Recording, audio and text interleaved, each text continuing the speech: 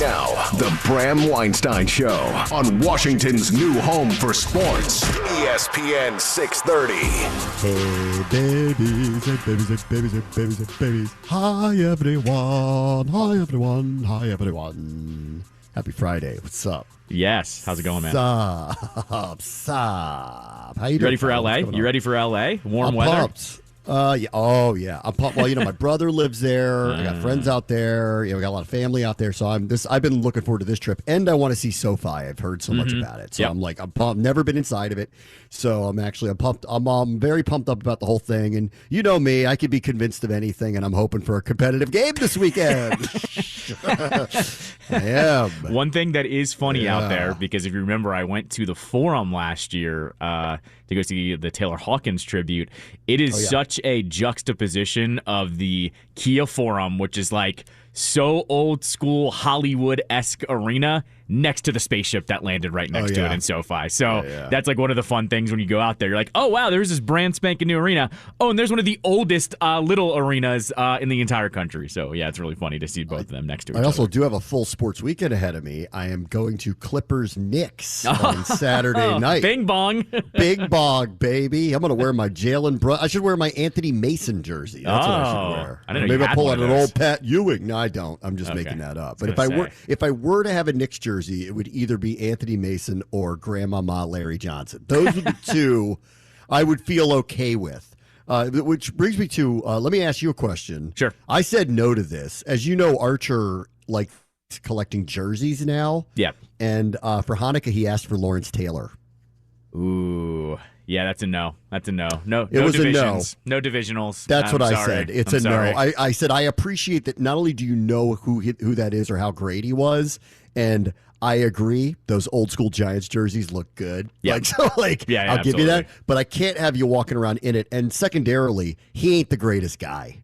So yeah, that's true. You're right. Yeah, he does not pass that test. Correct. He does not pass that test. So I appreciate that he might be the greatest defensive player of all time. He's certainly, in my lifetime, he's among the top 5, and he was a nightmare for us. And I appreciate that you know and want to adorn yourself with all-time greats. How about I go buy a Walter Payton jersey? Can we pull that off? Can we do that? Let's do that one. Yeah, let's start there. Yeah. The closest I've ever become on that side of things was maybe, it must have been like 10 years ago at this point, 10, 11 years ago, when the Eagles relaunched their Kelly green jerseys under Chip Kelly. And Michael Vick was their quarterback. And I'm a Tech fan. And that jersey was about as close as I ever got to pulling the trigger. And even then, I was like, I'll never wear it. I will buy it. You can't wear that. Yeah, it'll go in the closet, and I'll look at it and go, that's a really cool jersey. I will never put it on my shoulder. So that's how I always feel about the divisional players that you really, really like. Like, I would buy a Kelsey jersey if he wasn't on the Eagles. But he is, and I'm not going to go ahead and do that. So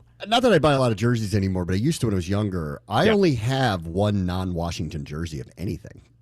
Oh, really? Like all sports? All sports. I've never bought another jersey from another team that wasn't a local. The only one I ever bought was a Deion Falcons jersey.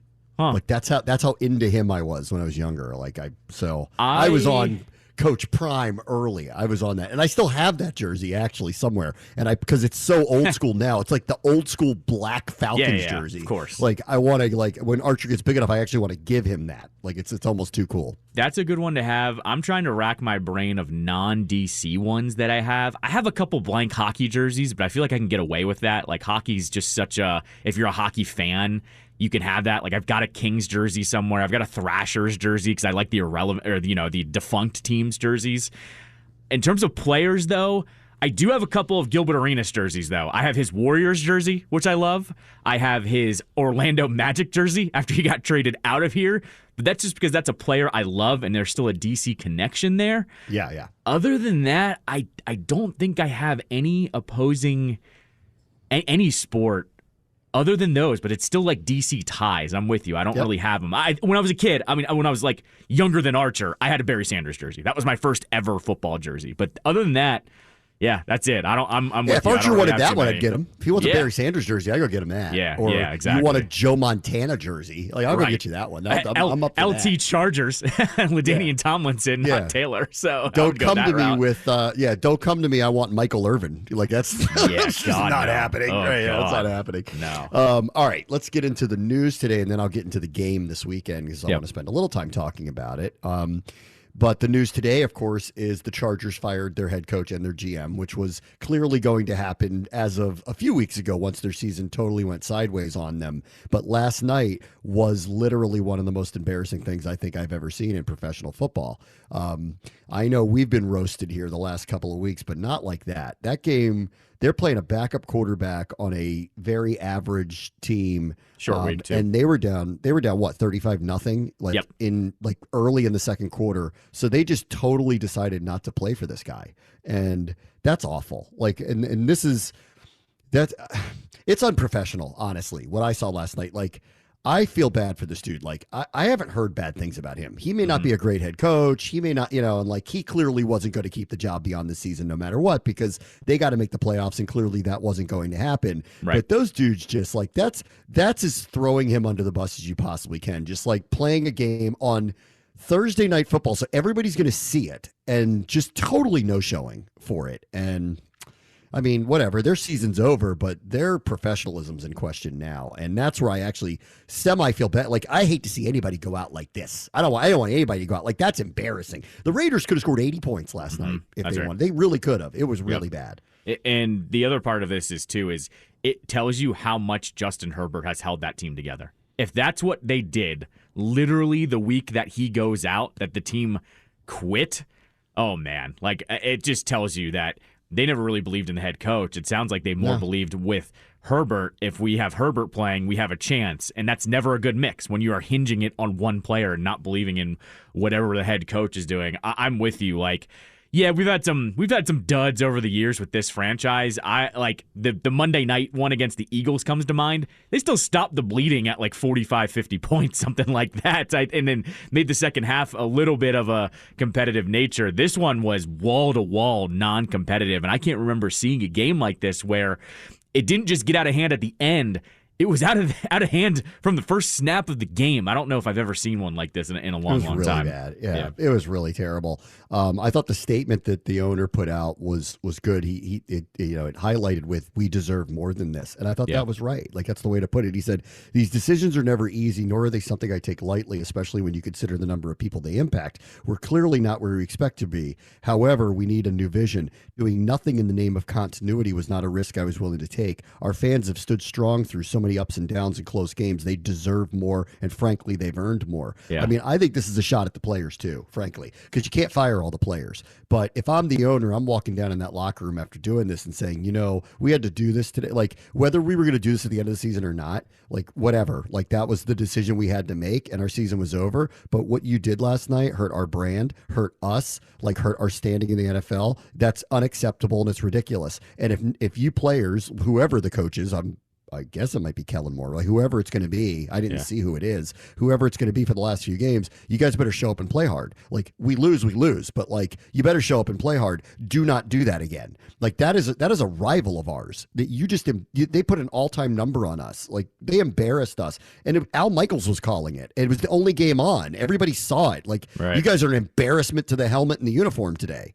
And that's what I'd be saying to them. It's ridiculous. Like, this is where, like, look, we've skidded completely the wrong way. We've had some bad scores, and I hope that doesn't happen the rest of the season here. Like, watching this last night, that was a fear for me. I'm like, oh God, like, these guys here know that, like, this season is over here, and it's gonna end when it ends in a month. But what I don't want to see is lose 70-7 to the Rams. Like, I don't want to see that because they decided not to try, that's what happened last night. So I'm not expecting that to happen with us, but it was a fear watching it because I'm like, oh God, like, this is This is what can happen, but this to me, this goes back to like when you hear the old sayings like you find a reason to play, you have to be a professional. Those guys weren't even professionals last night. Like I hope that doesn't happen here, and I hope that these guys at least put their best effort. And if we lose to the Rams, we lose to the Rams. But don't do that. Like don't embarrass yourselves. Don't embarrass the uniform. Don't embarrass the city. Don't embarrass the fans. Don't embarrass yourself. Don't embarrass everybody because that's what they did last night. Like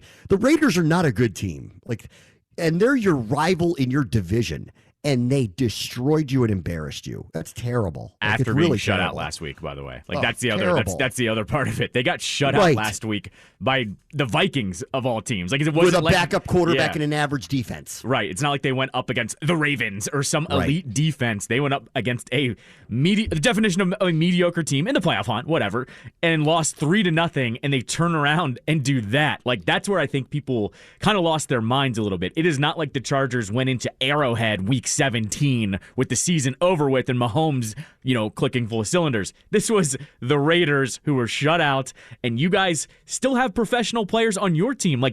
Honestly, the Chargers remind me a little bit of the Commanders. They pay a bunch of guys on defense. They've got a bunch of wide receivers that are good, and they showed up and did that. I was shocked more than anything else because that's the other thing too here. I kind of compare the Chargers to the Broncos a little bit.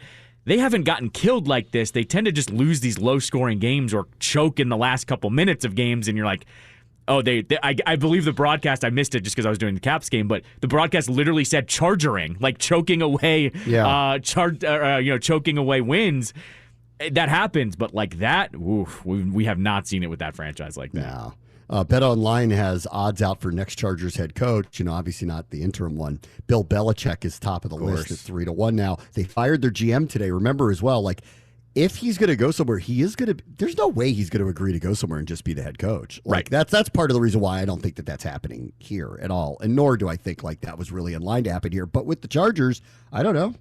Maybe they would be willing to do that with him. I don't know. They got him on the list, and I thought this name was interesting too. 10-1 on the list, Eric Bieniemy. Huh? And you know what? I buy that a little bit. Intimately knows the division, intimately knows the team that everybody is chasing. Clearly needs some accountability again. Someone to come in there and get the ship going the right way. He did play there. Remember years ago. He's got a complete connection. Yeah. Got a complete connection to that organization. So that didn't seem that off the charts to me. That seems like a possibility to me too. The only thing is if they go Bieniemy, that's zagging when everyone's zigging, and the zig in the NFL is getting a modern head coach that relates to his players, and I think we have the track record here that that's not the case here. So it would be kind of a head coach that not everyone's trending with, but I do agree with you. He knows the division, would be able to kind of pick right up where he left off in Kansas City in terms of knowing all of those teams. I'll be interested to see. Clearly, though, they have to get a good GM as well, though. That's where I think the underrated thing about the Chargers, they've got some players, but they have not constructed that roster the best way either. So they have players. People, of course. But I was talking about. So I'm out in Ashburn, taping this right now, and I was talking to some people out here, and I'm like, that it's very similar to this, with the exception of they have what might be an exceptional, not last night, but they have an exceptional quarterback on that team. And so that's why it's hard to figure why their record is. But in the same way, I looked at Washington this year and I went, they can't have a record like that because the roster's kind of too good. I say the same thing about the Chargers. That's not a bad roster. They're not great, but they're not bad. Mm-hmm. What you think Kansas City wouldn't take that set of receivers? You don't think Eckler's good enough as a running back? You don't like Bosa, Mack, Derwin James, what's not Asante Samuel? What's not to like about that? They have real players on that team. Come on now. It shouldn't be this bad.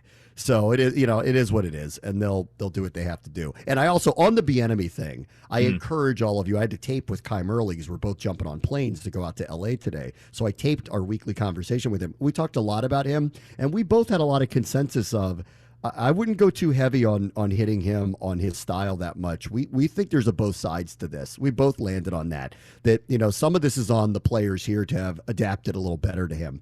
And so you'll hear that at 4 o'clock today. You'll hear all of that. All right, let's get into the game here a little bit. And I mean, I can give you a few things about it, but like honestly, I mean, seriously, like, do you want keys to the game? I mean, like really at this point, like why are we even going to bother doing this? As I think about this, there are three very named people that are involved that that are on the Los Angeles sideline that really constitute major what ifs for us, and that's kind of how I've thought about this week a lot. Three of them. One, the most minor of the three, Carson Wentz is the primary backup quarterback out there now to Matthew Stafford. Carson Wentz was the first big bet that Ron Rivera made. He tried to acquire Russell Wilson. He tried to acquire Matthew Stafford, who I'm going to get to in a second, but he did acquire Carson Wentz and was the first big bet that he made, and it is what if number one, what if he didn't do that? I think it'd be more like, what if he didn't do that? Mm-hmm.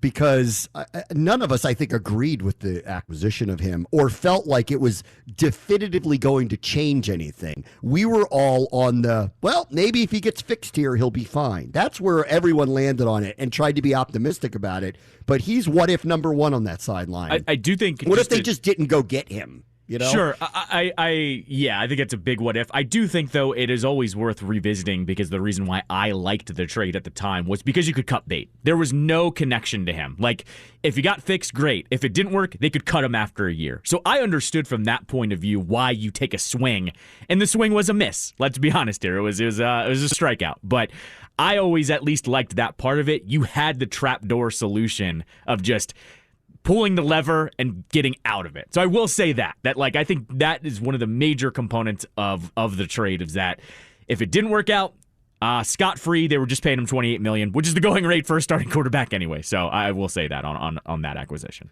Yes, I agree. All right. What if number two, the other quarterback, Matthew Stafford? Like, the reality is this team thought they were acquiring him. They thought they were going to get him.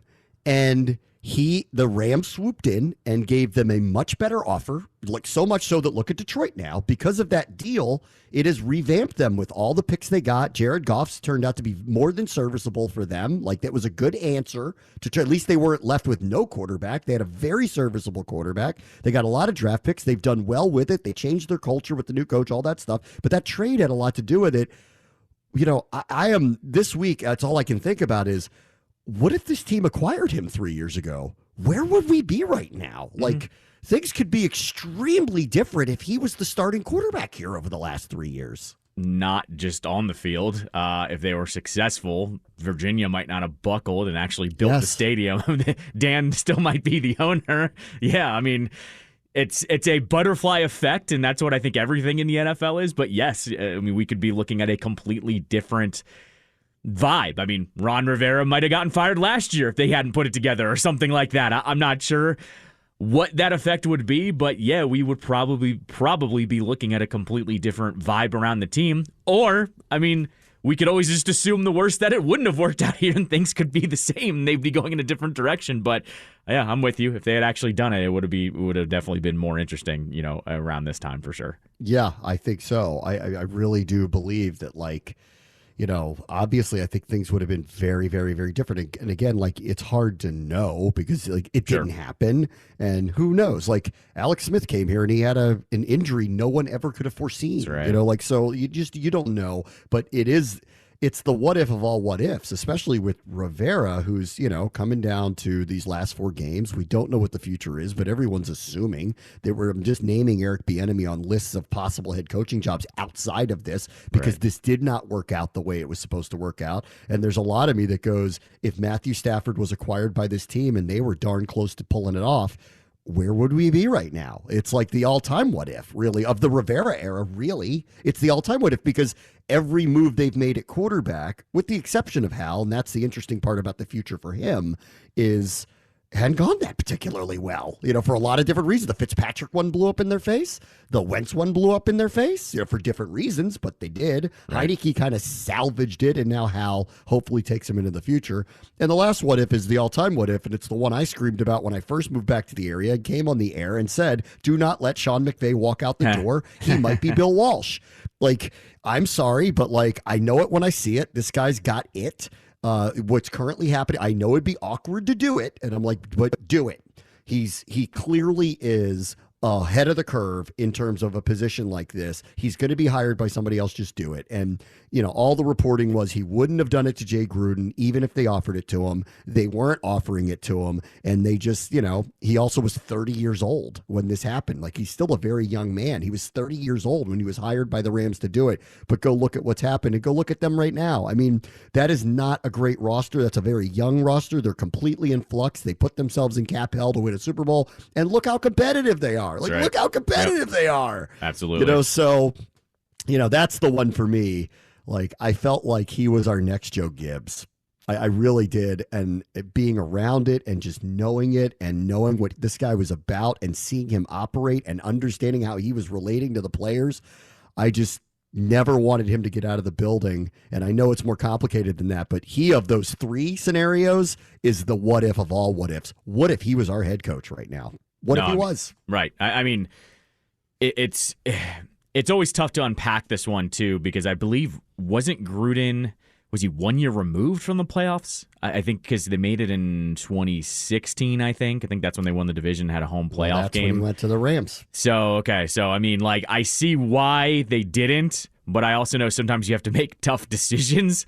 And I'm with you. I also think, though, when you look at what Dan was doing, Dan at that point was just doing like the status quo type moves because he knew if he made any kind of bold choice that he was going to get knocked for it. And Correct. Everyone was going to flip it negative no matter what was going to happen. So all I can think of is putting yourself in Dan's shoes, unfortunately, is he's going, I can't make him the head coach because everyone's going to call me insane if I do that and fire 30-year-old fired a coach right. to elevate somebody on his own staff. The big criticism of him, a number of criticisms, but one of them was you churn through people too fast. Yes, like you don't give anybody exactly. a chance to like get anything done. This Jay Gruden constituted the first ever coach he gave an extension to. That's right. And of the ones that he had, like it was like Marty, Shanahan, Gibbs, like he's the one that got it. Like you got to be kidding. No, exactly. And then you also like I'm just gonna go on this tangent for 2 seconds, and that all the other people that show the stupid graphic of Mike McDaniel and O'Connell and your boy LaFleur, those guys were all even younger than McVay, so they were never gonna be elevated to the status that they were. And I guess you can make the argument of Kyle Shanahan too, but that was never gonna happen because he moved on right away. But yeah, I mean that was the whole point here. They were not going to be the ones to buck the trend and hire him, and not only that, fire the established head coach. And I think it's worth noting here too, he had Kirk Cousins on a roll. Kirk Cousins looked like a franchise quarterback for all intents and purposes. So I see why he didn't do it. I'm with you though. If they had a little bit more if they had a little bit more of a bold owner that didn't have all these negative things stacked up, maybe someone would have had the balls to actually go ahead and make that move. This is you. Listen, you can vouch for me. I said it at the time. You did. You did. Don't let this guy walk out the door. It's a mistake. Just don't let him do it. And I don't care what you got to do to keep him. Anyway, all right. Two quick things about the game because I might as well at least talk about it for a moment. I mean, I'm preparing to do it, so we'll talk about it for a moment. The Rams' offense has been very good the last few weeks. They've scored over 30 points in 3 straight games. They very easily could have won all of them. They very easily could have beat the Ravens last week on the road in Baltimore. Cooper Kupp, who was injured earlier this year, is totally fully operational. This guy Puka is very impressive. It's not just the numbers; he really is. And I'm scared. So like we can't cover anybody. So and we can't get any pressure. And even if you do, what Stafford does really well is he throws to spots, and these guys get to these spots, and he's not getting himself in trouble as much as he used to. He just kind of throws to a spot where only his guy's going to make the play, and they're kind of rolling right now. And if we can't figure out a way to get some more pressure, whether it's John and Duran or someone else or somebody else, figure it out. Like we're going to be in trouble with these guys because I don't know how in the world we're going to cover them, let alone we get any pressure on him. He's able to get rid of the ball anyway. So that to me is what I'm watching. How are we handling Cooper Kupp? Can we handle this differently than we handled Tyreek Hill? I mean, please God, can we handle this a little differently? And on the other side of the ball, I don't know what our run game is going to look at like without B-Rob. Are they going to commit to it a lot? I don't know. Yeah. Honestly, actually, the weakness of the Rams is you can throw on them. They made a lot of gaffes last week against Baltimore. They blow coverages. Like they gave up big plays. They get that Isaiah Likely touchdown was ridiculous. Yeah, that was the OBJ one was ridiculous. Yep. Like they just blew coverages. Yeah. And they've done that for the last few weeks. So they give up a lot of points. They make a lot of bad plays. So actually you do want to throw the ball. That said, I don't want Bieniemy to go crazy and go 90-10 pass. So with Aaron Donald coming at him. So I don't know. But I don't know what kind of run game we've got and what they're going to lean on without B-Rob. I would assume that Chris Rodriguez is going to get more of an opportunity than he has in the past to be the in-between the tackles runner.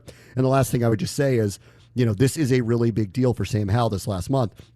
He went on RG3's podcast, I think, for a reason, because he's trying to get a little more, he's accepting these invitations because I think he wants people to pay attention to him for this last month, because whether it's here or somewhere else, and I hope it's here, he still needs to prove himself. So there's still things on the line here. Like Sam Howell's future is very much in play because it depends on who the decision makers are. So this is a big month for him, and I'll be watching him very closely. No, of course. Right. And I would say also to just add one more thing. Don't throw another pick six. He's got 3 in a row. I think we know he needs to just clean it up here. I think he's got a lot of goodwill from early in the season, but let's not go completely off the tracks moving forward. 100%. All right, we'll take a quick break. Bram, what's the show? ESPN 630, the Sports Capital. The Bram Weinstein Show on the new ESPN 630. All right, let me welcome in the host of the postgame show, my longtime friend, colleague Scott Jackson, who now you can hear daily on ESPN 94.1 down in Virginia Beach, Norfolk area, or affectionately known as the 757. Hello, Jack. How are you? Good. How you doing, Bram? Fresh off the bye? Fresh off the bye, feeling ready to go. I can't say the same for the team, but I feel ready to go. So I don't really know what to expect, honestly. I mean, I guess anything could happen. I'm watching Tommy Cutlets light people up, so I guess whatever, but I'm expecting 4 rough games, aren't you? Yeah, on paper it looks terrible. I mean, this week and next week, maybe are your chances, more so next week maybe than this week, although that defense with the Jets is really good. But those last 2, I mean, my goodness, and it looks like Dallas and obviously the 49ers before them are going to need to play it out in terms of home field and seeding. So I don't think you're catching any breaks. But, I mean, I wasn't really encouraged, I'm sure, as you weren't, listening to you guys on the play-by-play side of it with what we saw prior to the bye week and that Dolphins game after the defensive staff shakeup. We didn't see much of any real pop. So we follow it closely, and a lot of the things that came out in John Keim's and Jeremy Fowler's report, where maybe the players aren't taken to Bieniemy as well as they would have hoped or expected, which was, signaled back in the summer when Ron Rivera had to say something about it. And then I don't know what happened with the defense, but clearly that's fallen apart. What do you kind of make of what happened here this year? I mean, I thought the offense, was really the mystery, and the defense I was really confident in coming into the season because of, again, the continuity, not only with the players but with the staff. I thought that was important because they had done some good things over the last 3 years in different stretches, even though they've had some years where they got off slow starts. They would get their act together, but we just never saw that happen. And it's just the continuation of, same old teams, blown coverages, blown assignments, whatever you want to call it, and then no pass rush, even before the trade and after, not much of anything there either, the trades, and that's been frustrating. Offense, I think they've had their moments, certainly put up some yardage numbers, but they're not really scoring points consistently. I know it's frustrating for London, and I feel the same way about what he does, that they really don't utilize the running back as much as they should in the running game, and I don't think it's very smart complementary football when you have a bad offensive line to continue to drop quarterback back that often, who is very inexperienced, and it doesn't seem like they have figured out how to handle interior pass rush at all. So just those continuation of things that they can't fix has been kind of frustrating, I think, as we watch it. And you understand, like these last 4 weeks, it feels like we're all just wanting to fast forward to the finish line to see what Josh Harris and his crew decide to do. Yeah, This one caught me off guard. Like, if you had told me they would have been 500 or below it a little bit, but be competitive and that these games would matter for them. I mean, look at their 6, 6, and 7 teams. So they're not that far away from being what would at least be in a mix for a wild card, but they're not even that. And I just didn't see it coming. Like, I don't, it's almost like I'm waiting for the truth telling to occur because I don't understand how this roster is this bad. I don't get it. Yeah, I agree. I mean, I thought, hey, people are like, well, they could really be bad this year, and that might be a good thing because then you get Caleb Williams sweepstakes, this, that, and the other. And I'm like, no, I mean, this team's going to be in it. They're going to have a chance to be a wild card team. I just, like they have the last couple of years, even with some lesser quarterback play. I just didn't see it. And, that's the frustrating part, I think, for a lot of fans is you've seen a, better, more promising quarterback. Although, again, at times inexperience shows. The offensive line is, once again, a problem. But, yeah, I mean, they haven't really been in it. These maddening losses. Really after the Chicago game, that's when I was like, I don't think this is going to happen. Like the turnaround, like you've seen in past years.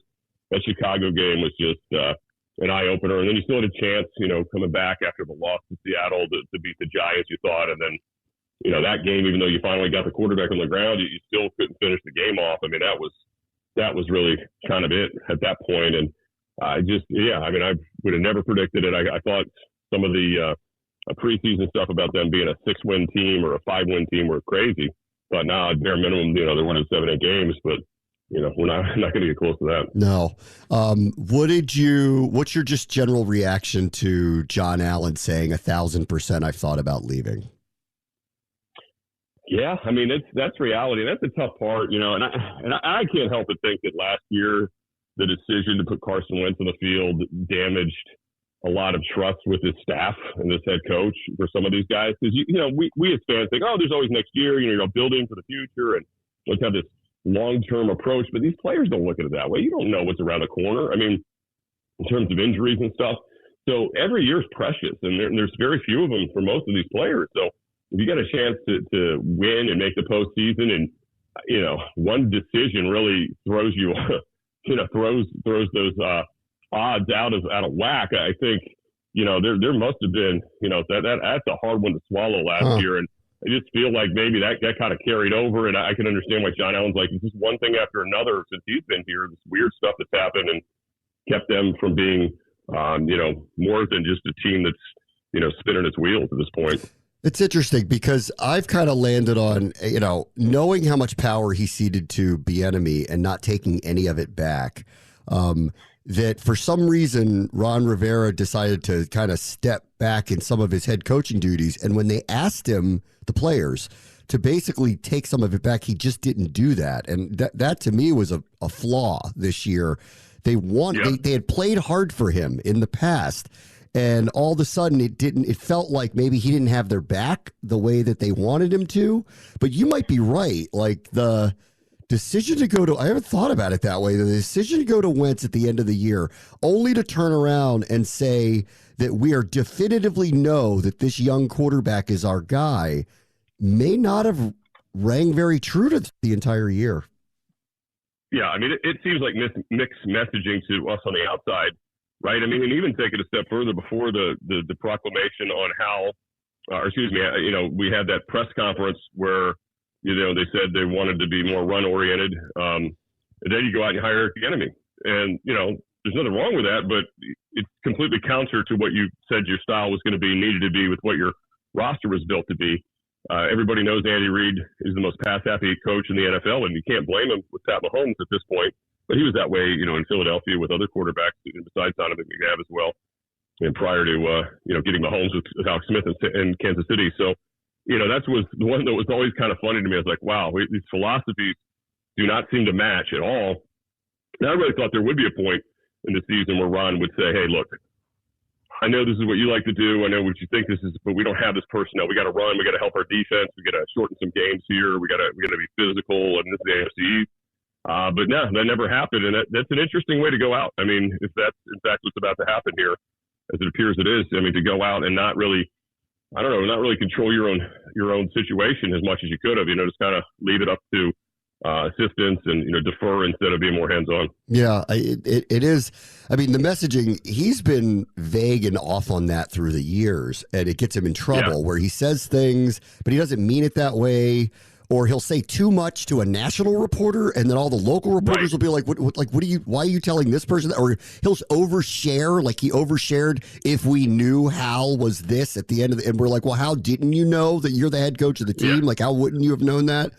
But I agree. Yep. This one was off from the get-go. The end of season press conference was, we want to be 60-40 run, and everybody was like, nobody does that. And then they hire somebody, and they end up for a period of time being 70-30 pass, and they're not proficient enough at it to do it. Like, I agree. It's all been mixed up throughout the year. Yeah, and that's a tough one. I mean, I'll be fascinated like you to get the true serum at the end of all this to find out. But till then they got to grin and bear it for the next few weeks and see if you can find any like diamonds in the rough at this point. And it's so cliche and it's unfortunate. We've been in so many of these seasons where we know the talking points that hey, you're playing for not a job here but somewhere else, and your tape is your resume and all this kind of stuff. But it is. I mean, it is. And last week we saw 8 teams? Was it 8 underdogs win? Yeah. Some of which who have nothing to play for, like this. This team appear to be on paper, and teams you didn't think really had much hope. So there is the anything on any given Sunday league, but we just haven't seen that with this team this season frequently. So that's what's kind of also a little astonishing when you talk about how the system is set up for close games and competitive games each week, and we just haven't seen a lot of them recently. Well, you have no idea how many texts I'm getting from people who are still in survivor pools asking me if they should take the Rams. And I'm just like, no comment, buddy. No comment. Right. Take what you want out of that. All right. Exactly. Okay. So assuming some changes are going to be made, do you buy at all that Bill Belichick or Mike Tomlin or someone like that could be the next head coach of this team? I think more, I would say, and it makes no sense because this is not what this franchise does, the Steelers, but I think Mike Tomlin would make more sense in this story, just knowing the backgrounds of everybody involved.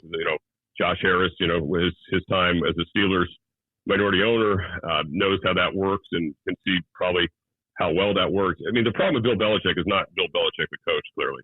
It's Bill Belichick, the general manager. I mean, he's been terrible, and that's what he's going to want to continue to do, I would imagine. And I don't know how anybody can sign up for that and think that's a good idea. It's just, there's too much evidence out there to show you that this is the thing that has totally put him in the tailspin he's in right now. So I don't know. I mean, you really have to, accept the style and the Patriot way and all this stuff, as we saw in Las Vegas, that didn't work too hot with Josh McDaniels. And, it just seems to only work in New England at this point. I know Vrabel is sort of similar to that, but he never coached for Bill, but he played for him. But it's been really good and very successful. But I just, and it sounds crazy to push your nose up at a 6-time Super Bowl winning coach. But I just think the time, I don't want to say the game's past, and I don't think that's fair because I think there's a lot of stuff about them that, they overachieve in a lot of weeks, especially defensively. But man, the personnel part of it, I can't get past unless you sold me on they had some young GM that he was going to work with that he was going to trust. Okay.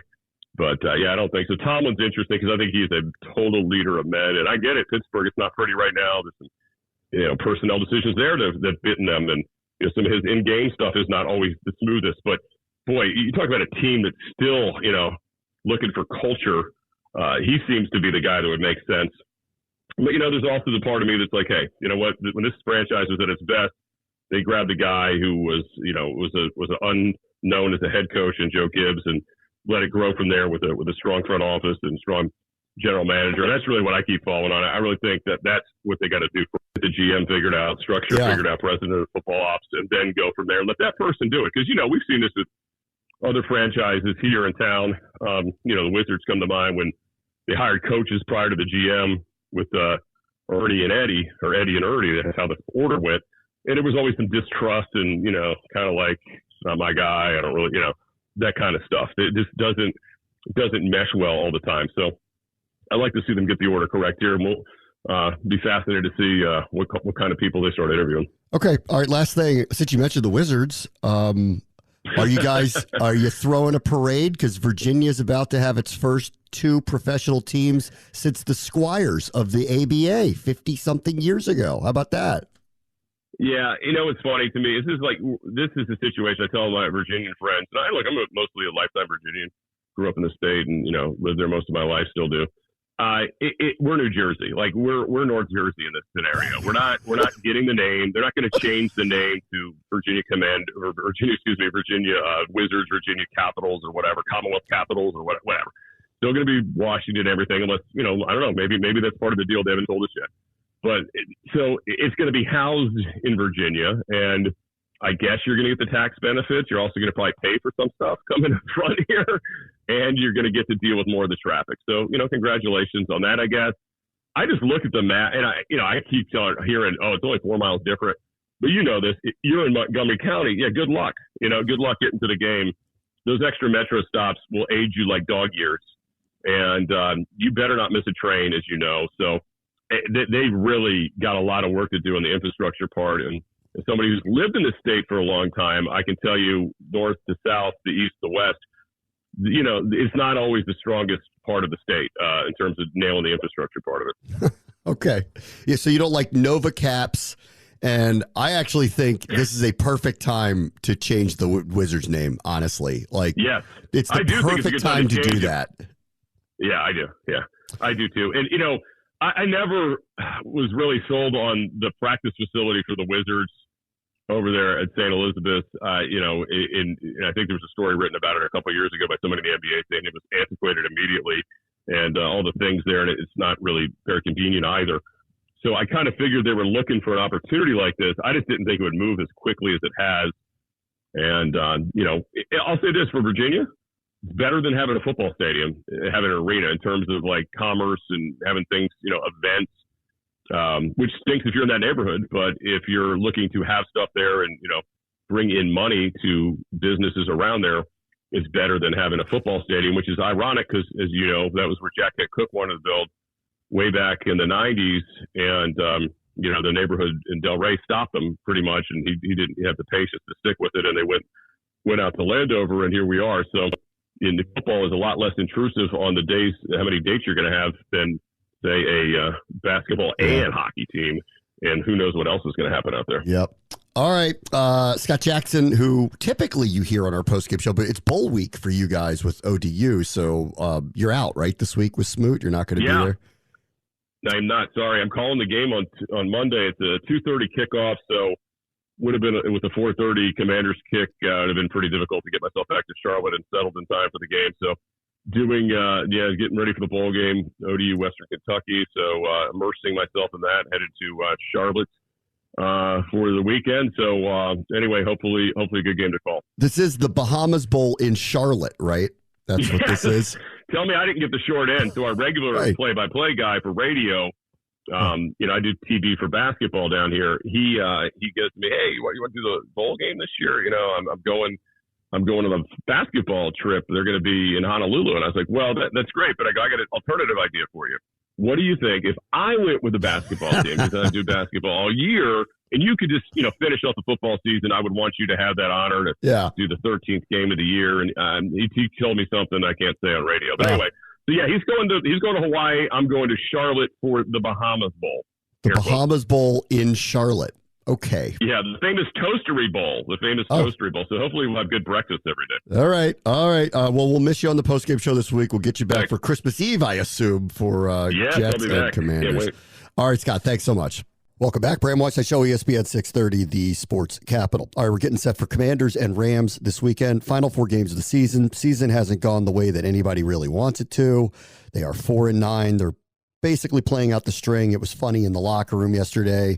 A number of players, or Wednesday, were being asked about possibilities of the playoffs because they haven't been eliminated, and everybody seemed to answer it what I thought was like the most appropriate way, which is, yeah, we're not talking about that at this point. We just need to play better. The team has metrically the worst defense in the league in yards allowed and points allowed.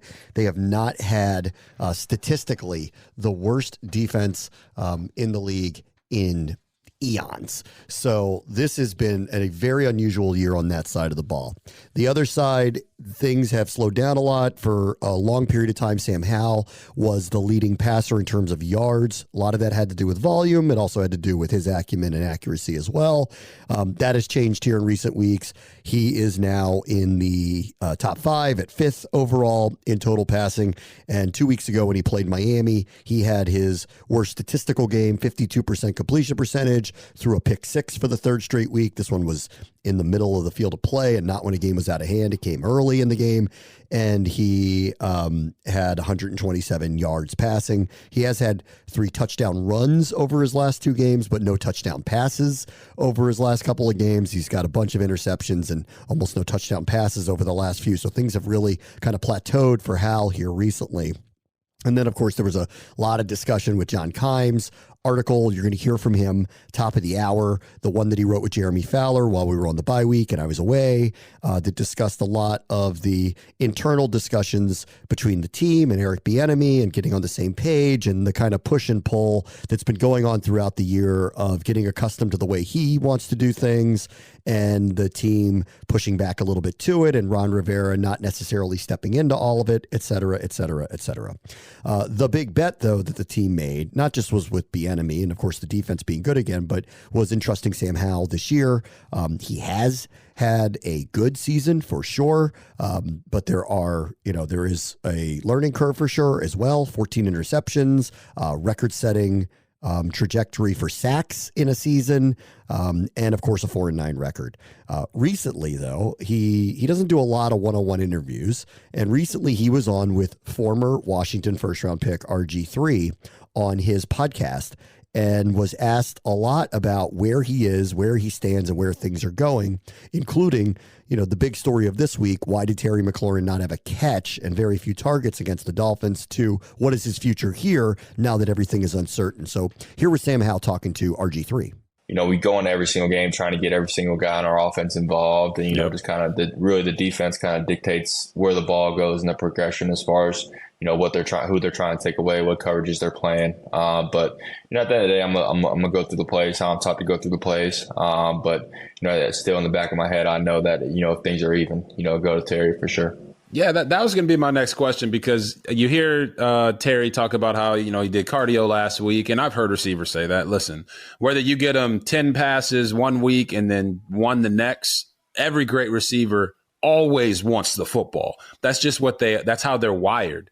How do you build that quarterback wide receiver connection without forcing it to him here late in the year? Yeah, I think we just got to continue to, be patient and not try to press. I think just, taking what they give us. And this is, we're in this thing for the long run. And we feel like we can have a really bright future here in this organization and with this football team. And so just trying to just continue to build and try to get better. And, we take practice really serious as far as, just building that timing, building that chemistry, and trying to translate that in the game day. And, just talking through things in meetings, trying to be on the same page, not only with Terry, but with all the guys.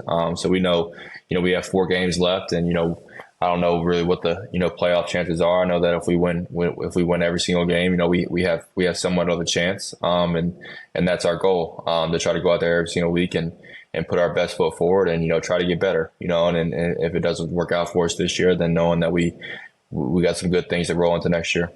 No, that's I think that's the perfect way to put it. And when you talk about the future and the future being bright, everyone wants to know if you are the franchise quarterback for the Washington Commanders. So I'm going to ask you, what does a franchise quarterback look like in your view?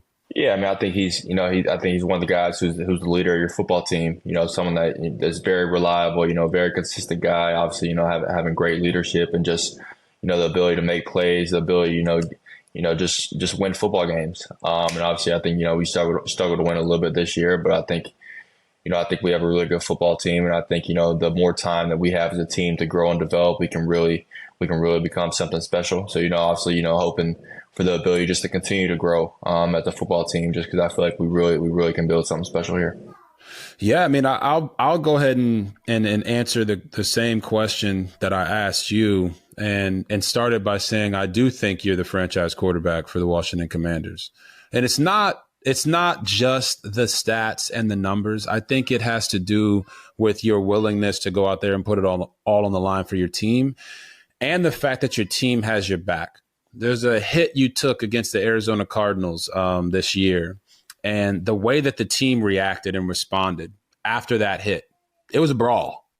Like for you, when you see that your teammates come to your defense like that, how does that make you feel? Yeah, obviously, it just makes me, it just really makes me appreciate the people that I have around me.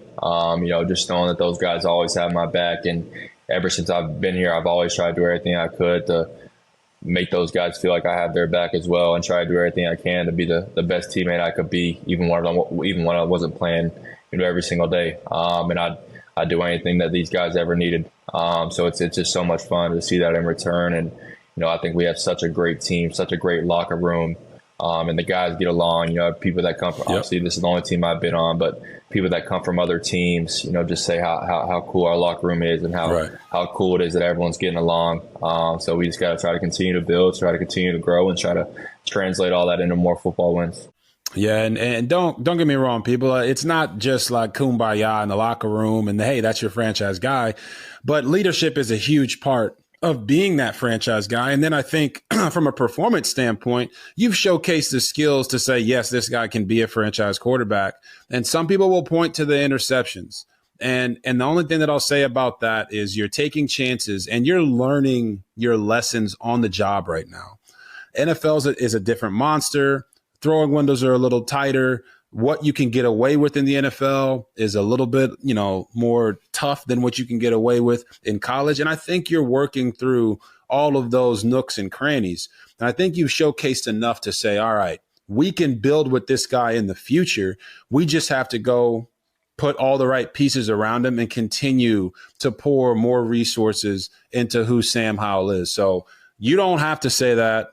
I'll say it for you. No, I definitely appreciate that. No problem at all, man. I'm not just saying that because you're here either. So that was Robert Griffin III on his show RG3 and the Ones with Washington quarterback Sam Howell, who gets shot against Matthew Stafford. And there's a what if, of course, attached to that. What if the Washington Commanders actually acquired Matthew Stafford a few years ago? How different would things be? Hard to know, but it's a question I'll talk about with John Keim next. Bram wants to show ESPN 630, the Sports Capital. All right, let's welcome in John Keim. ESPN, John Keim report for his weekly visit.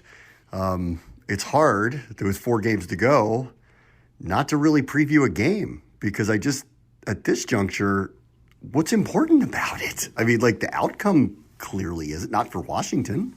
No, it's not about outcome at this point. It's not about results. I think it's about seeing certain players make progress and how big a part could they be for the future here, regardless of who's in charge. I think that, to me, over the next 4 weeks is what needs to be determined, whether it's Sam Howell, Emmanuel Forbes, guys like that, young players, what role can they have, where can they ascend to in the future? So, you've been out here during the week, and, they're coming off the bye week, which is at least a refresher point. Do you expect, I don't know if better effort's the right way to put it, but maybe closer outcomes than what they've had the last few weeks? I'm not sure I can go. Is that a half no? All right. Yeah. Well, I don't know that the Rams are as good as the Dolphins or the Cowboys. They're not. So from that standpoint, I would expect I would like to see a more competitive showing, because if you don't, for everybody who wants those top 3 picks, if you're not seeing competitive showings, it means your road back is a lot longer than you thought. And it's going to take more than just a change in regimes. So what you'd like to see is at least a competitive showing. I think you can get there for a little bit longer, but the Rams are actually playing well. And I think their offense is playing well, and that's what concerns me. So you're right. I think the effort has been fine. I don't look at them as there are a lot of guys here who are playing for the future, whether it's here or somewhere else, playing for contracts. So I don't think it's a matter of guys don't care by any means. But I don't know that they're in position defensively to stop an offense like this. No, if they can't get any pressure on Matthew Stafford in the way nobody does. Right, nobody has been lately. And the way that Cooper Kupp and Puka Nacua are going, it doesn't bode well. No. Obviously, this week doesn't bode well. All right, so let's get into what is more the news. And let me start with this one, because this I don't know if it came out of nowhere, but Ted Leonsis moving Monumental, or trying to Virginia, in my opinion, if that were to occur, takes the Commanders out of moving a stadium to Virginia and puts a lot of pressure on the D.C. government to figure out a way to make RFK actually happen. Otherwise, it's going to look terrible for the politicians down there that they would have lost Ted Leonsis' teams, main 2 teams, not the Mystics, the main 2 teams, and not bring home the Commanders. So have you heard of any reinvigorated hit the gas pedal from the DC point of view to try to make sure that a stadium occurs here? Well, what I've heard, and I don't know if it takes the team out of getting a stadium in Virginia or not. I don't know that. That's a lot devoted to these teams, but there's certainly a big push by Virginia to either lure these teams or keep these teams. And so I don't know if it takes them out of that or not. But as far as the RFK site goes, the one thing I did hear is like, don't assume that this now, like that there's a greater chance that they go to RFK. And not that it doesn't increase their odds, because I think it does a little bit, because I agree that it should put some pressure on DC to get something done with them. The question still remains, though, can they and when? And when does Congress actually vote to give the land, or lease the land to DC, which they had talked about? Does Congress actually pass that, and when? How long does that take? Does a DC council can they come up with enough of incentives? They're coming up on a winter break here. Like, right. If they don't vote on this soon, Bram, then we're heading into an election year again. That's what I say. Like, there's a good chance that this is not resolved until 2025. I think people have to brace for that. This is not like, even before this happened, you would hear let's say in June or July, I would hear the earliest something could probably get done or decided would have been late or summer of 2024, because you get through the assemblies of both Virginia, Maryland, you get through you deal with the district and you see what's out there. Now it's because of the election year and because of some of this other stuff, it just seemed, and because they started back at ground zero with their search for this, their research into everything and building relationships and all that because they went back to ground zero after the Harris Group took over, there's a good chance it goes into 2025. So this is not going to be, this might help getting to DC, but I don't know that it's going to accelerate the process, because I think others will still be involved in trying to get them. And public funds are a big part of this. Maryland has already stated they would, we don't know what, but they would allocate public funds.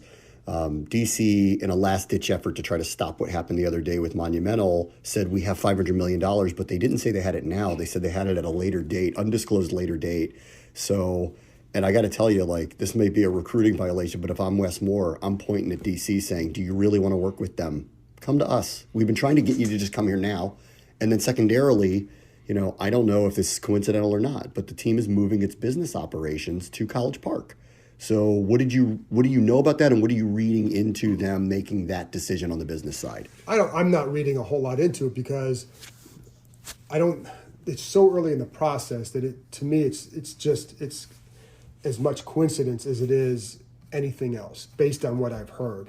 And so like they're still very much interested in Landover, of course, but they're very much interested in RFK, and Virginia is still in the race. So I don't think it's indicative of anything. And I think when it comes to like the practice facility, then we're going to see. I think that'll be an interesting one.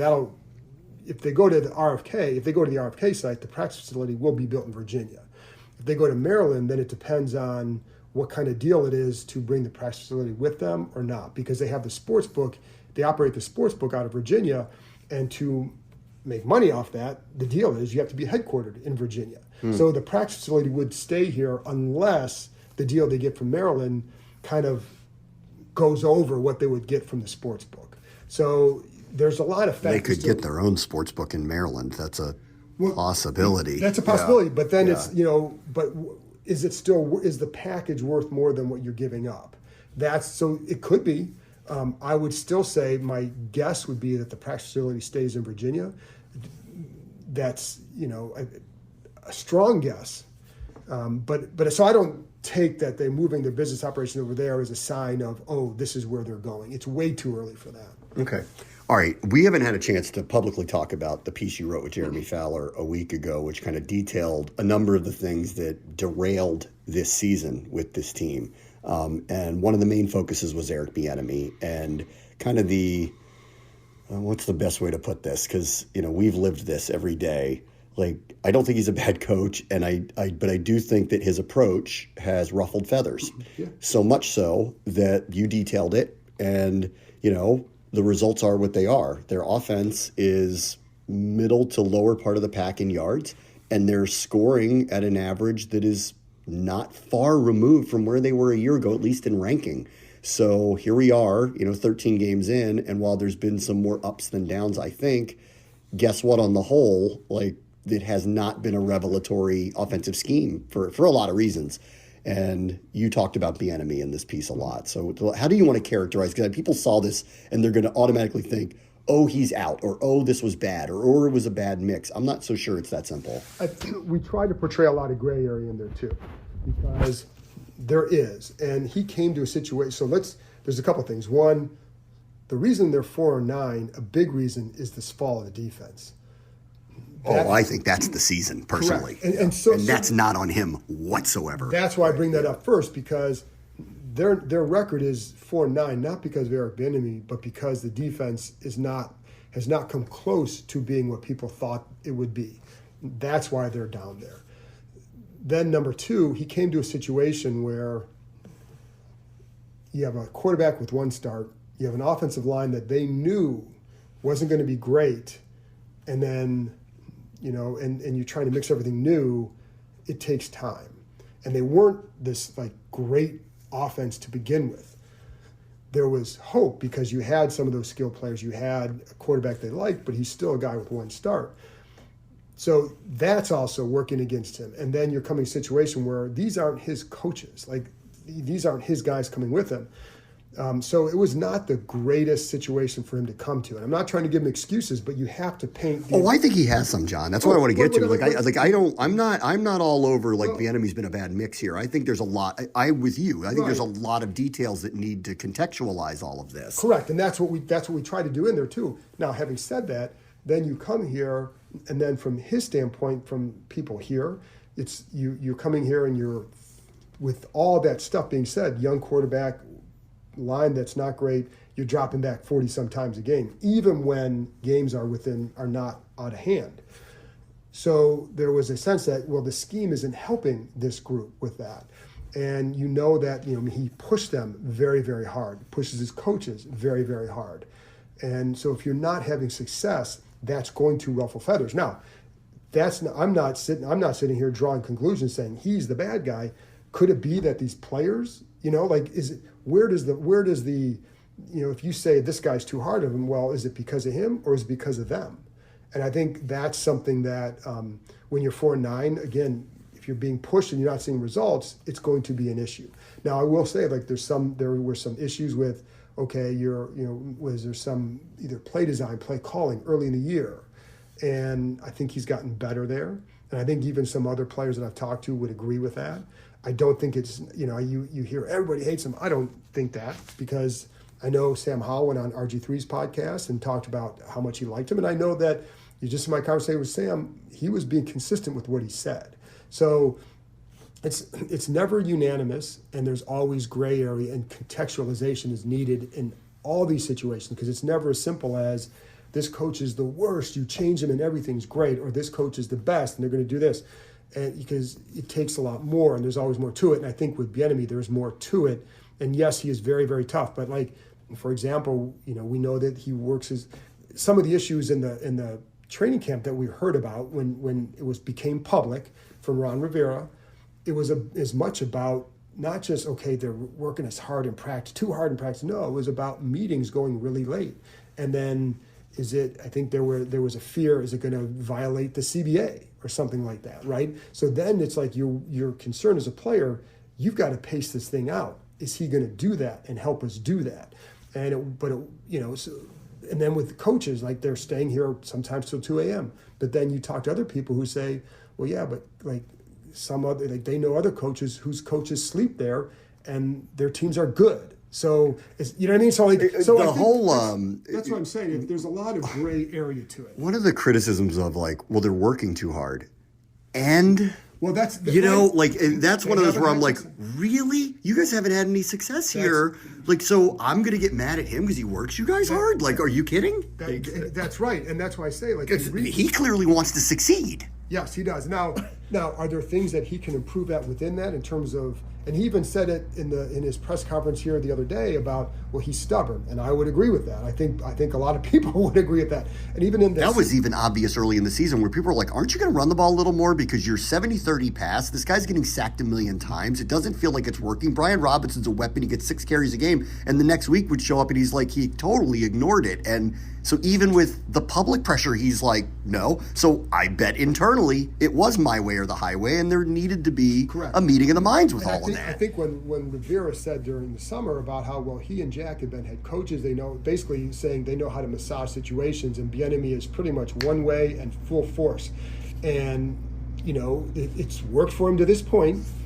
I think it can certainly work. And again, if the defense had played better, Bram, we're not having this conversation, because then they're probably 7-6. And so it's you know what I mean? You have to keep everything in mind when you're looking at this. It's not as simple as, oh my gosh, they hate him and that's why they're losing. It's not that way at all.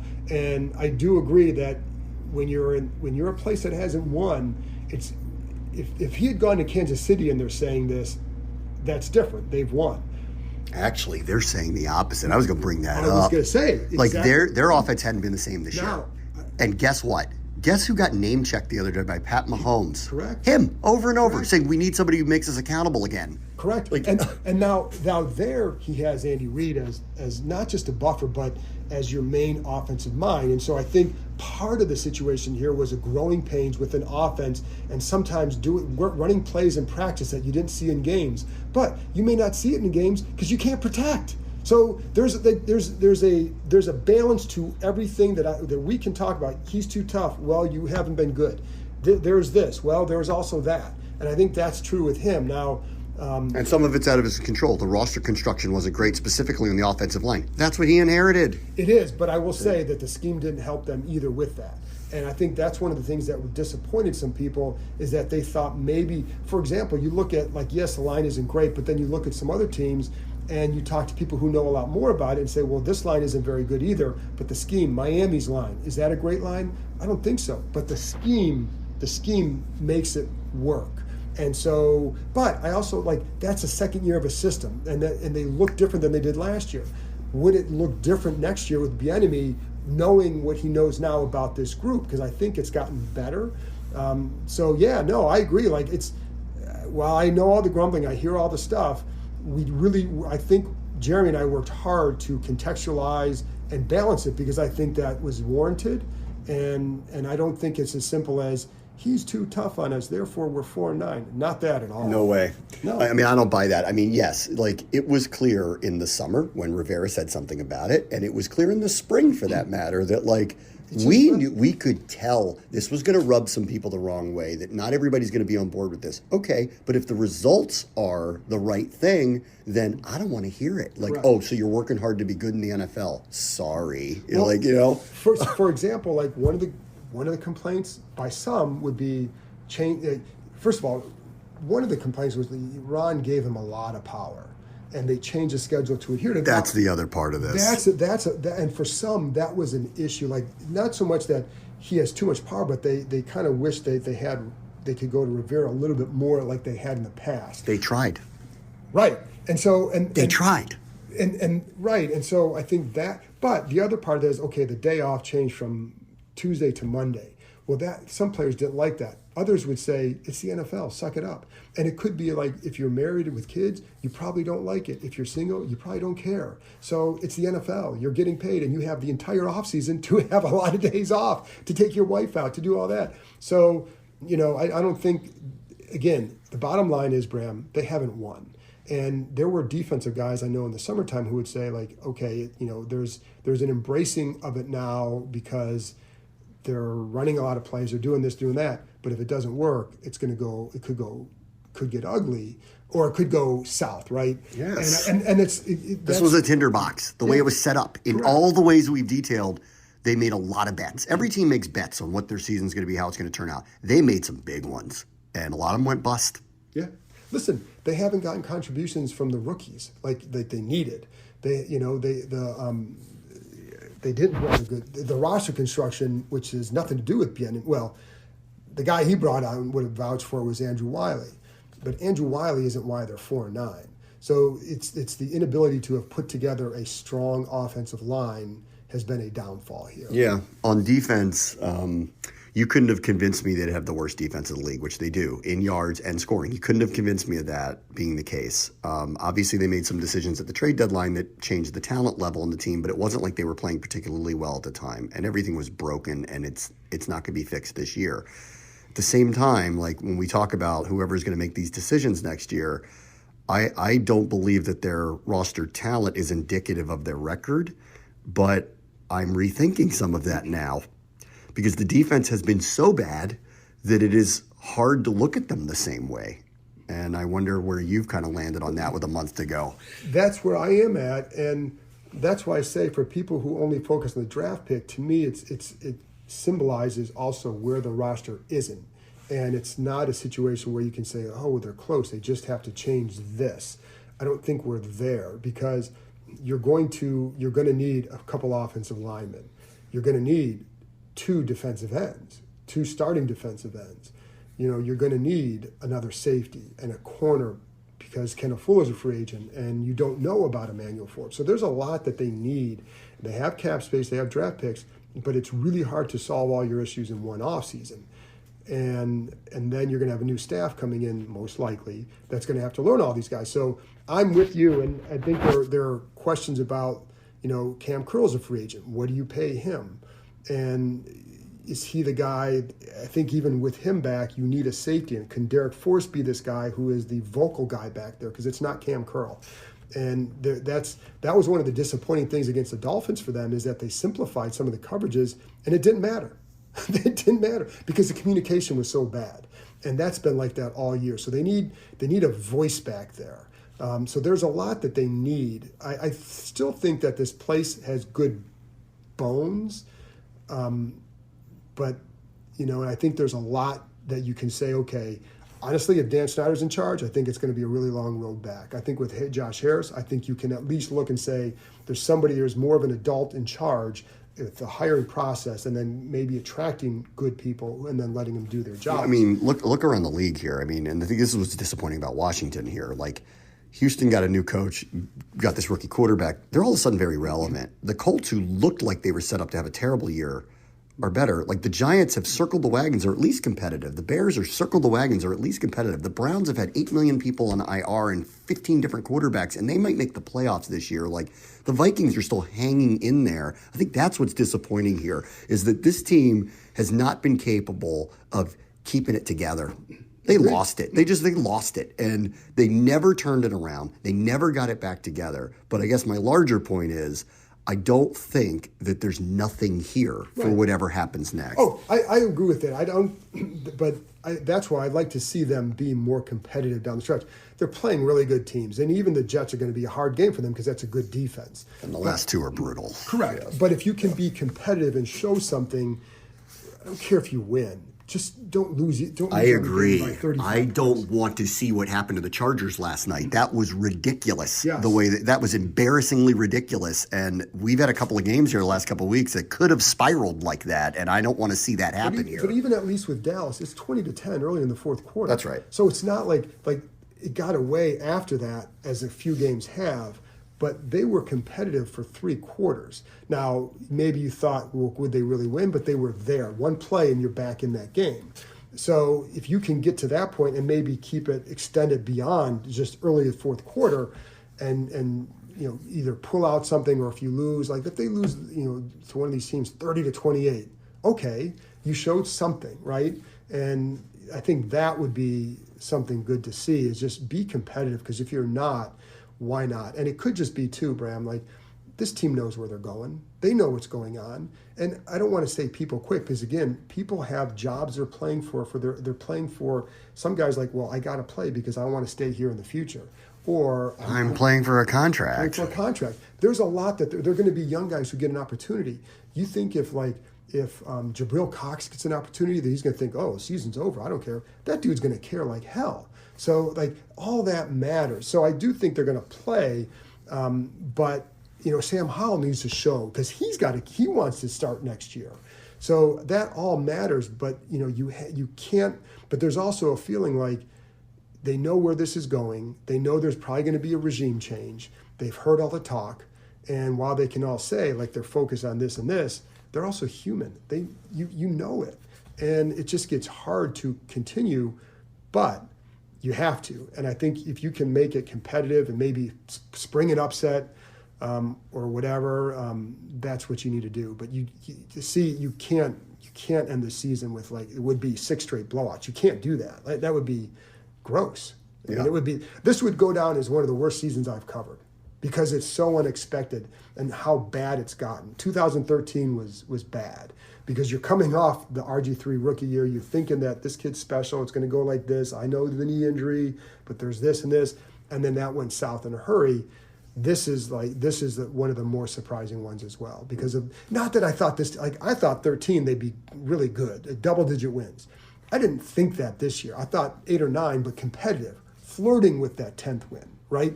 Getting to the playoffs. Maybe could you win a game? But man, not close. Yeah, it's been a surprise. All right, I'll see you out in L.A. Thanks. Thank you. Welcome back, Bram Weinstein Show, ESPN 630, the Sports Capital. Week 15 plans. Week 15. Sad. Like we're getting to the point where it's like it's almost over. Yeah, and we're on this march, which is the worst part of it.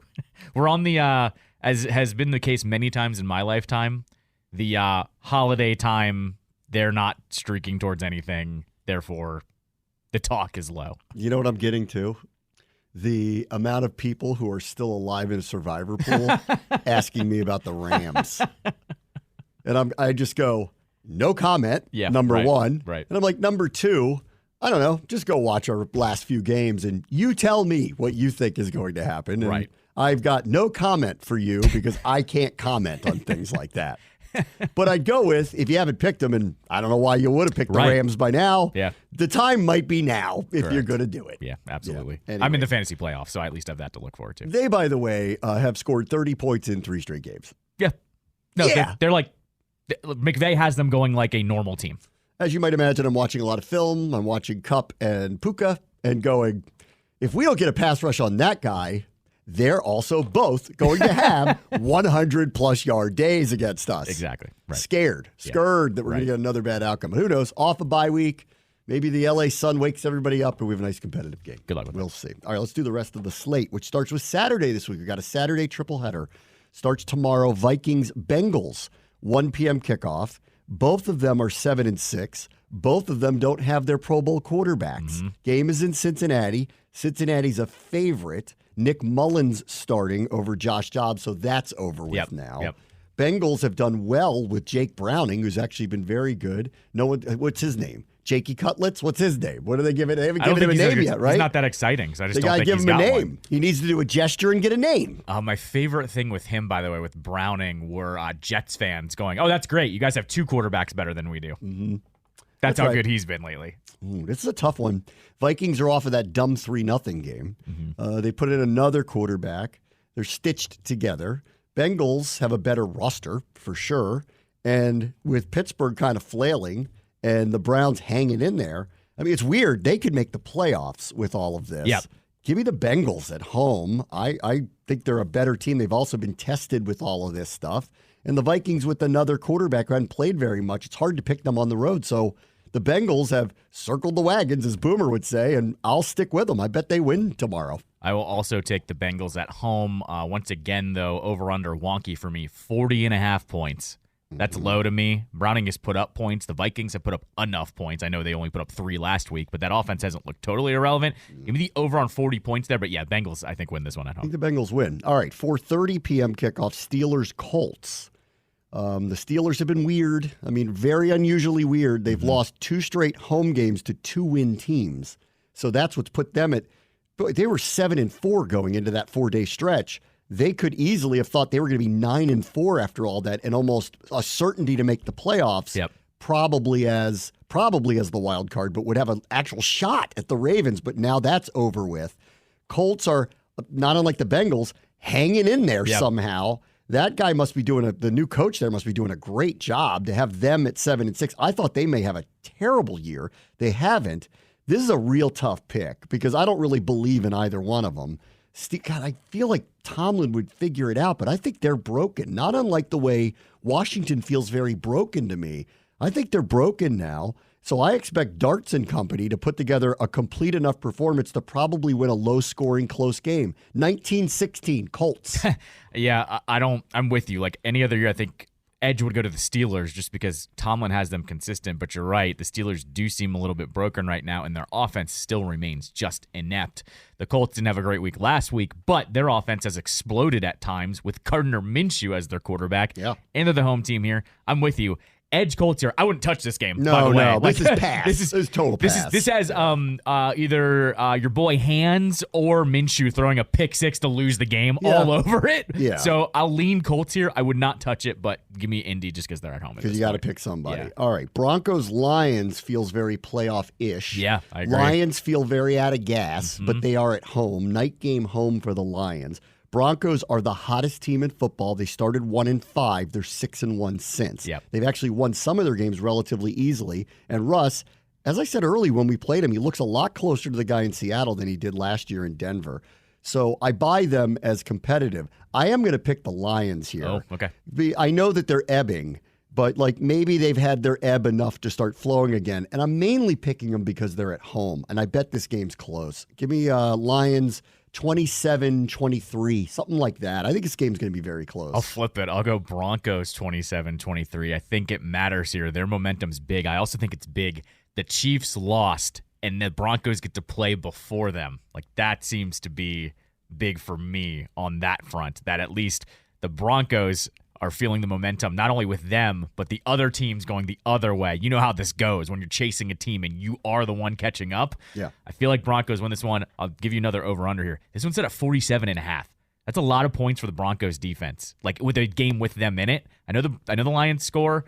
I know the Broncos put up some points. Give me the under on that one at 47.5. You just said 27-23. Oh, well, yeah, I guess you're right. I can't do math I'll today. do both. I'll do both. Yeah, I'll do both. It's the under and 27-23. If I'm putting money on it, do the over-under. The funny part with this one is I didn't even bring this up. I meant to bring this up. PFT put out a very funny post a couple weeks ago when the turnaround had happened for the Broncos.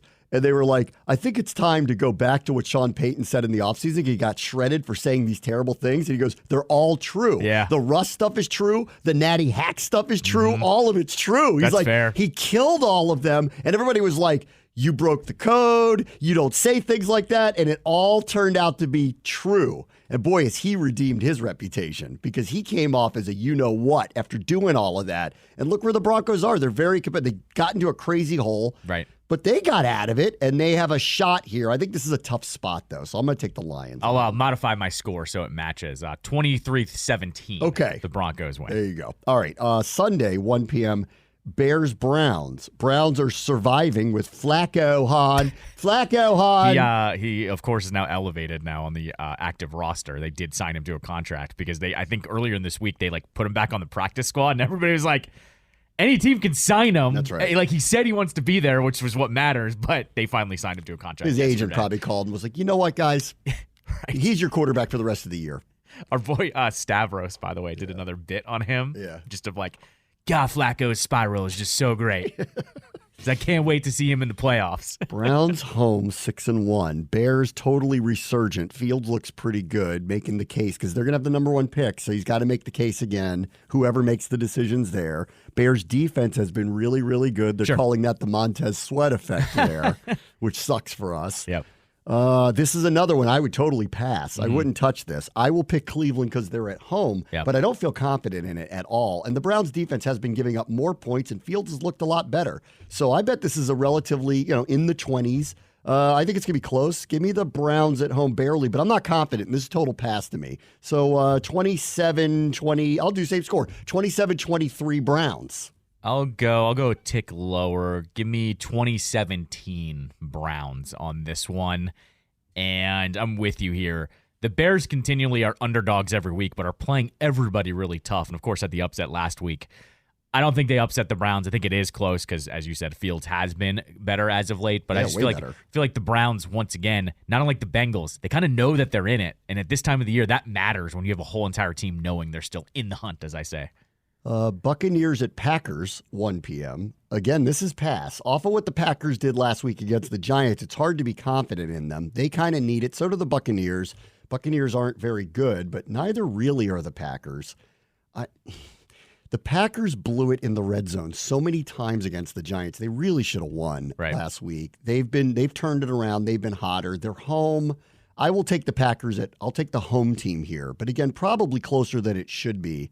So I don't know, 21-17 Packers. I don't see the Buccaneers scoring a ton. So give me the Packers to win them. Low-ish, boring, and one or both of these teams are going to be in the playoffs. Right. Because the Buccaneers could win that division, the way the Saints and the Falcons are going. So they could both end up being, neither one are going anywhere, but they could both be in the playoffs. Give me the Packers at home, though. Same thing, Packers here. It's a December game in Lambeau. Let's just call that what it is. Any team going in there, it's going to be tough to play. Packers beat the Buccaneers here. Baker's had some magic though over the last couple of weeks. He's had a couple moments that have made him good, but I don't foresee Tampa beating them at Lambeau in December. A few weeks ago, I was buying into Texans are charging towards, I don't know what, probably a wild card, but because the Jaguars aren't solidifying anything, could make a late run at the division. I don't think so anymore. I think they've kind of hit their wall, and that's why I will pick the Titans off of their win against Miami at home to win here. Levis looked pretty good. Vrabel's a very good coach. The Texans, like I said earlier this week, and I feel the same way, if they end up 9-8, which is what they're kind of streaking towards, wouldn't you in the end say that was a really good season for Ryans in his first year and Stroud's first year because of the numbers he's going to post? He's going to be the offensive rookie of the year, all that stuff. I actually think Puka should be in that conversation too. Puka is probably going to break Jalen Waddle's record for a rookie for receptions in a season. He already has 1,100 yards. That's a crazy year for a rookie. So I think he may have to get some consideration. Stroud obviously will. But I think the Texans hit their wall, and I trust the Titans here. And they are favorites at home, which I think tells you a lot. Give me Tennessee to win a close-ish game. And the Texans were kind of routed last week against the Jets, which was kind of exposing to me. I think they Shaw got hurt, though. Yeah, I think they hit their wall. Give me the Titans at home to win. Probably not a high-scoring game, but give me the Titans. I'm going pure psychological on this one. Once again, I would stay away from it money-wise, but I'm going pure psychological here. The Titans beat a Dolphins team that they were not supposed to. Huge emotional win on Monday night. Short week. That was a crazy comeback, though. They're Exactly. feeling themselves this week for sure. That's what I'm getting. They were down 14 with 3 minutes to go and won That's on the road against a team that is going to be in a playoff. No, of course, and that's what I'm getting at. I think emotional letdown. I don't think they're going to look at the Texans as the same as they would on a normal week being in a division rival. I just think you also have to think that the Titans, they're not going to be in the playoffs. That was kind of their Super Bowl on Monday. I think they have an emotional letdown this week. Texans also, I think, is interesting. If Stroud doesn't actually play because he's still in concussion protocol, they have your boy, Davis Mills, playing, who is a professional quarterback. I don't know. I just have a feeling on this one. I'll go psychological. I think the Titans have a letdown because of the win was so big on Monday, and it's a short week. Give me the Texans to win 20-17. Jets get the Dolphins. Is Tyreek okay? We don't know that one yet. We don't really know that yet. He was limited yesterday. Right. We don't know that yet. Is he okay? We don't know. They just lost one of their offensive linemen for the year. Yep. That was a surprising outcome, obviously. They blew a game they should have won, but that was a surprising outcome. And if you go back to the Black Friday game, that game was really close, and then there was a crazy pick six at the end of the first half on a Hail Mary that went back the other way. I bet this game is close. I'm going to pick Miami to win because I think they're a better team, but I bet they don't score a lot here. And if Zach is second half of last week's Zach, I bet this game's a little bit closer and probably uncomfortable. And honestly, if they won, it wouldn't shock me, but I'm not going to pick them. That spread's very high, though. I don't like to talk about that stuff because I'm not really supposed to, but I don't like it. So I'm going to go Dolphins in a low-scoring. They're going to scare their fans. They're going to win, but it's going to be 17-14, something like that. It's not going to be, they're not going to, especially if Hill is marginalized, they're not going to score a lot. Yeah. And the Jets defense I buy them every week. Me too. Close, low scoring game. And if the Dolphins lose, I will remind everybody, I called it. This could be the upset of the week, but I'll take Miami at home. I think it depends what version of Zach we get, and that's going to be the outcome. If we get the Zach from last week that turned to his teammate and said, what are they going to do? Bench me again. I think the Jets take this down to the wire. I think the Dolphins are faltering just a little bit, especially if Hill doesn't play. All of a sudden, that changes things. That changes everything for their offense. Right. Everything. Correct. They just lost an offensive lineman. Their offensive line ain't great. Tua doesn't move very much. I bet the Jets get a bunch of stops, and this game's close in the fourth quarter. I'll just do this. If Tyreek plays close game, they cover the spread. The Jets cover the spread. If Tyreek doesn't, I will just call straight up upset. I'll go straight up upset. I'm feeling that way too, straight up upset. I think it's possible. If Tyreek plays, Dolphins win 24-10. If Tyreek doesn't play, I'll go Jets 16-10. I'll do the full Al Michaels here. For those of you who like the tease, That's right. Screams it. Yeah, exactly. Let's see. Chiefs at Patriots. Chiefs don't score a lot. Mm-hmm. Patriots defense is good. Mm-hmm. Patriots won't score enough to win. Right. Chiefs will win because they will win this game. Yep. But it's going to be another one where if Taylor shows up, she's going to be disappointed. Not a lot of fireworks there. And then, one of the coaches already left New England. We're talking about Belichick leaving. Chiefs are going to win. So 24-10, something like that. But they won't score a ton, but they're going to win. They'll win. I'll go a tick lower. I'll go 20-13. And if you notice, the spread is at 7.5 for that one. Yeah. I think the Patriots cover that. Buy yourself the extra half point, though. I would not do 7.5. Go to 7 points. I think it stays close. I think you have to remember this, too. The Chiefs' offense hasn't been that great lately, and the Patriots' defense remains really good. The Chiefs will win. Yeah, I think it's going to be uncomfortably close. Uncomfortably close. That's how I feel about it. But I think they're going to win. Yeah. Like in the end, they'll make enough plays, and the Pats' offense won't do enough. To win. Like if you buy the extra half point though for the Patriots today, or on the 7 points. I can't believe I'm going to say this, but both New York teams on the road outright winners, I think is a possibility. Like Jets could beat the Dolphins. I think the Giants can definitely. You're beat reigning the Saints. AFC, NFC Offensive Players of the Week. By the way, you saw that, right? Who is it? Wilson and DeVito won AFC cutlets. and NFC. They love cutlets. The Saints are not to be trusted. I agree. Carr is going to get blitzed a million times. He will turn the ball over a couple times. They will start screaming at each other. Yeah. Giants outright winner. Wow. The DeVito hype train continues. They're going to have to find the Italian food in New Orleans. They're going to have to find it. Giants win outright in New Orleans. I will. I'll lean Saints here only because it's at home. I don't trust them. I shouldn't do it. You can't trust them. I know. That's another pass game, but I buy the hype enough that the Giants they're going to get turnovers. Carr's going to turn it over. I'm going to go the same thing here. Giants had a huge upset win on a Monday. Emotional letdown going into the Superdome. Saints win, but it's uncomfortably close once again. We're talking like 19-16 Saints win. Like I'm barely. Going boomer. G-Man. Oh, I'm going God. full G-Man No, here. I can't do it. Falcons should beat the Panthers. If they don't, Arthur Smith left on the tarmac. You must be left on. The division's on the line. You're playing the worst team in football. They have no hope for anything. If you can't win this one, you can't win anything. That's right. So I'll take the Falcons, and probably not big, but I'll take them. I mean, you can't pick the Panthers, so I will take the Falcons here. I will also take the Falcons here. I think you have to.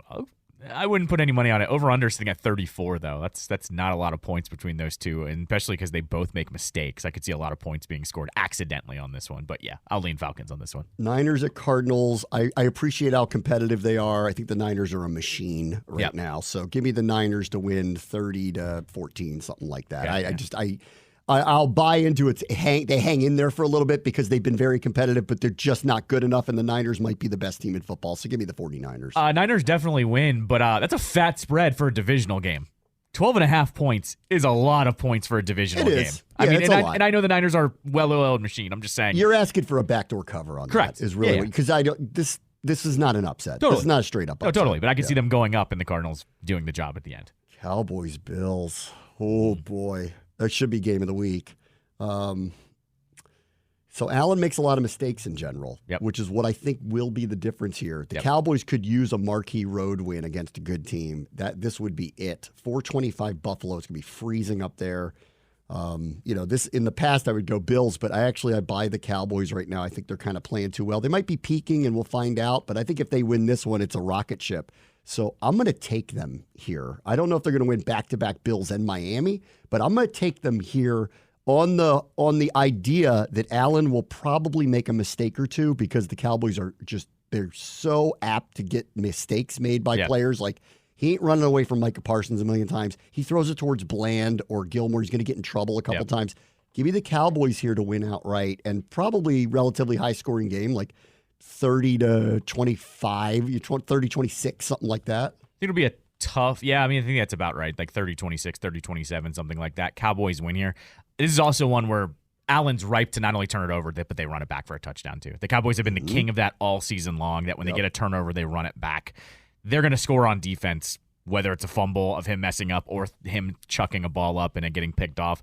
Cowboys win this one. I'm with you on the road, barely, but the Bills just make too many mistakes, and the Cowboys capitalize off those mistakes all season long. So Last one's Ravens-Jaguars. That's the night game. That's a really good one. Yep. I do think this is the Jaguar season, in my opinion. Like, they may win that division no matter what, but I think this is a prove it. You're at home. You're against a really good team. The Ravens really don't blow a lot of people out in general. They have a couple times, but they really kind of don't. They do at home. Yeah. I mean, I watched them last week against the Rams because, I'm getting ready for the Rams and the Commanders, and the Rams easily could have won that game. Yeah. They easily could have. It was an beat overtime, them. of course. Yeah. Their defense gave up a ton here. I'm going to go with Jacksonville has to win. The Ravens are due for a loss. This game's going to be close because the Ravens are not capable of being blown out. I'm going to take the Jags here to win 24-20, something like that. Because I think I think they know this. This is really a prove it, show me game for them, and they are at home. So I'll take the Jags. I'll peel back one layer here of why the Ravens are going to win. That fan base loves to go to Florida and travel. They're going to take over the Jags. North Florida. They're going to take over the Jag Stadium. Dundalk, baby. Pretty much. They're going to take over the Jag Stadium. It's going possible. to be like a home game for the Ravens. Right. And as I just said, the Ravens blow people out in home games. Give me the Ravens winning 27-20.